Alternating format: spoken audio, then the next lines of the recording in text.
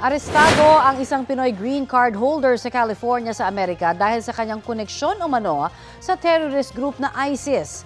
Ayon sa US Department of Justice, batay sa records ng isang financial services corporation, 12 beses nagpadala ng pera ang 28 anyos na Pinoy sa dalawang nagpakilalang ISIS fighter sa loob ng 5 buwan. May kabuang halaga raw ito ng mahigit $1,600 o halos 93,000 pesos. Nakilala raw niya ang dalawang ISIS fighters sa social media. Batay sa kanilang pag-uusap, gusto rin daw ng Pinoy na maging bahagi ng ISIS. Ayon sa mga prosecutor, nahulihan din umano ng bomba ang Pinoy sa kanyang kwarto. Ipinagbabawal sa Amerika ang pagsuporta sa foreign terrorist organization. May parusa iyong pagkakakulong na hanggang 20 taon. Walang pahayag ang inarestong Pinoy. Patuloy na minomonitor ng ating Department of Foreign Affairs ang kaso ng Pinoy.